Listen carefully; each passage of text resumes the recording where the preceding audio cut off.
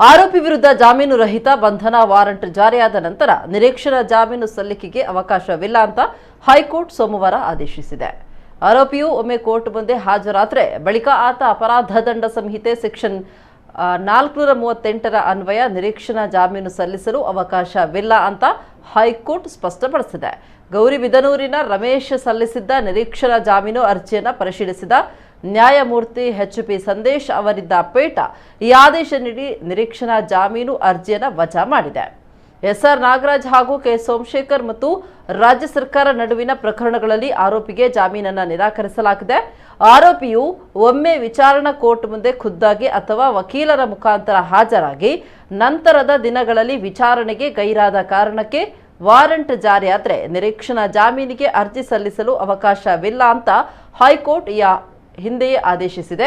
ಅದರಂತೆ ಈ ಪ್ರಕರಣದಲ್ಲೂ ಜಾಮೀನು ನೀಡಲಾಗುವುದು ಅಂತ ನ್ಯಾಯಾಲಯ ಹೇಳಿದೆ.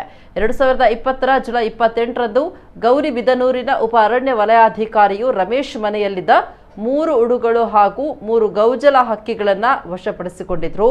ಈ ಸಂಬಂಧ ವಿಚಾರಣಾ ನ್ಯಾಯಾಲಯ ಪ್ರಕರಣ ದಾಖಲಿಸಿಕೊಂಡು ಆರೋಪಿಗೆ 2021 ಅಕ್ಟೋಬರ್ 5ರಂದು ವಿಚಾರಣೆಗೆ ಹಾಜರಾಗಲು ಸಮನ್ಸ್ ಜಾರಿಗೊಳಿಸಿತ್ತು. ಅಂದು ವಕೀಲರ ಮೂಲಕ ಆರೋಪಿಯು 1 ದಿನದ ವಿಚಾರಣೆಗೆ ವಿನಾಯಿತಿ ಕೋರಿದ್ರು.